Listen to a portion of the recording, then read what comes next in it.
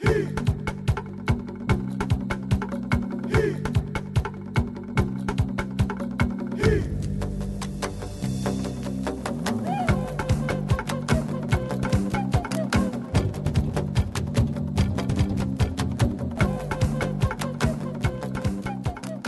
and welcome to Pacific Pulse. I'm Clement outside one of the many Pacific Islander homes here in Melbourne, Australia. Shortly, there will be a hive of activity here, which is usually what happens when a big Islander event is about to take place for the community.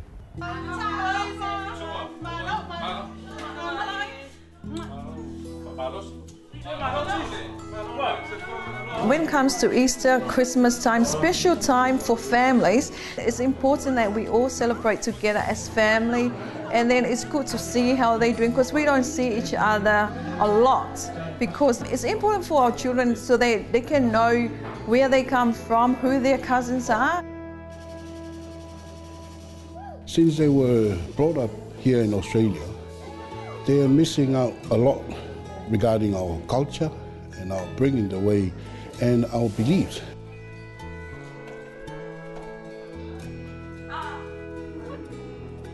I'm just scraping the skin of the taro. It's a delicacy of Samoa. It's just like any other nationality. You can't have rice without, curry. So in Samoan, taro is very important. If you didn't have taro? Then something is wrong. All Samoans, as well as Pacific Islanders, eat taro as part of their delicacy. Samoan family always got to be a raw fish. No raw fish, it's not Sunday. Is it just raw fish? How do you make it? We just cut the fish up with cucumber, tomatoes, onions and lemons. Mix it all together with the coconut cream and it will taste beautiful.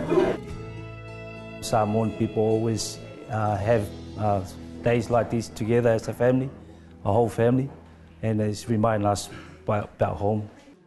There's so many issues coming up, happening to our youth, and the statistics that we found out that there's a high crime rate amongst the Pacific Island people.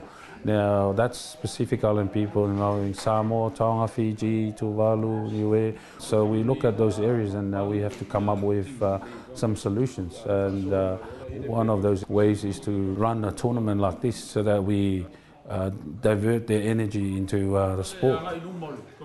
So the tournament tomorrow is a family oriented, and we want to show them, part of the culture. It's to share and also the respect for the elders.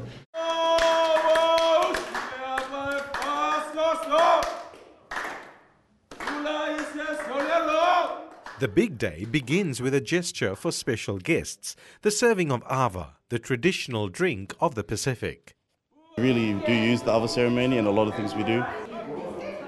It's a welcoming thing. It's only when you welcome people to come, and it's just a symbolization of welcoming you, like opening the doors and stuff kind of like that. That's the one thing that we encourage our young people to have respect for their elders and have a connection with their culture. So in the ava ceremony, you've seen the younger people doing the things for the elder.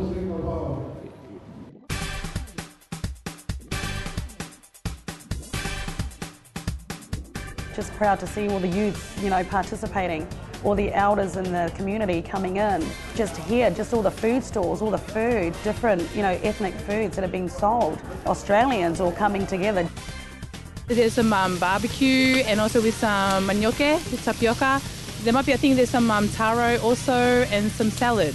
You're going to have some time to catch up with some rugby out there? Oh, most definitely. I even have to find a husband here. They more like the island pattern design and also some other style like mohawks, mallet and flat top stuff like that. A lot of islanders love playing rugby. They like, it's kind of like ever since when I was brought up, like we've always been into rugby and cricket, but mostly rugby. So yeah, it's actually really good that we're holding this for all the islanders. For many Pacific Islanders, rugby comes a close second to religion as an important ritual. At this event in Melbourne, Australia, the community has chosen to go with rugby sevens.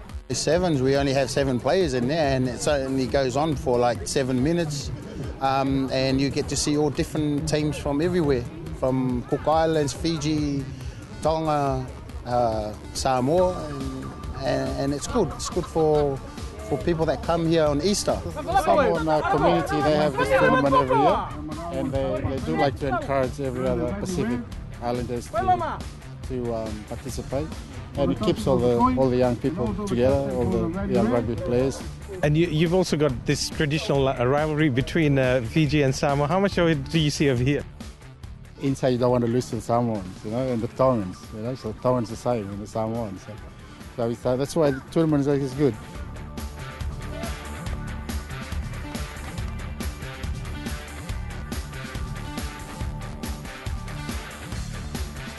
Our idea is to develop and promote young, talented people, especially Samoa young, talented players and Pacific Islanders, to show Australian people, the Victoria Rugby Union, that island boys, they have the talents, but we need to promote them. The community hopes its young players will follow the paths of Pacific Islanders already playing professional rugby in Australia, New Zealand and elsewhere. Well, the rugby at the moment, it's a very good help to our people. Not only the economy of our country in Samoa, that most of these players, they played overseas. Some of those players, they are very helpful to their families at home. Rugby nowadays, they earn a lot of money, so we try to assist our youth, directing them to hopefully they get some contracts. There's a lot of guys here who are sort of 17, 18-year-old players who've got some real talent out there, and I know some of them are on the elite squads, etc. So we've always got to keep an eye out for some good talent, and then put the hard word on them later. But it's really up to the kid here. If they want to get somewhere, they just got to get into a club like Endeavour Hills. There's a lot of other clubs here, and that's how you can make your way out there. From playing in these events, it also, sends a message out to other youths out there that you don't have to be that superstar. You can start from these little events and work your way up. My brother Digby is the one that really put the family up there on the map. His name's Digby Ioane. As you see with these sort of games, as you see here, that's where he really started in Melbourne. And that's how he made his way up to Queensland, where he's with the Queensland Reds. From there, he made his way up to the Wallabies. Seeing an Islander succeed to that far, it's it's pretty big for us. It's a good career as well. It's it keeps you fit, and it's a sport that they love. In the long run, we hope that they will use the opportunity wisely, because now, some of them, academically, they're not really up to the standard. So the second best thing is sports. As we're all aware now, there's AFL, there's rugby, there's league, there's cricket. Australia is land of opportunity. Why, just go out there and grab it. I only wish I was here when I was 10. For sure I'll be playing for the Wallabies, who knows?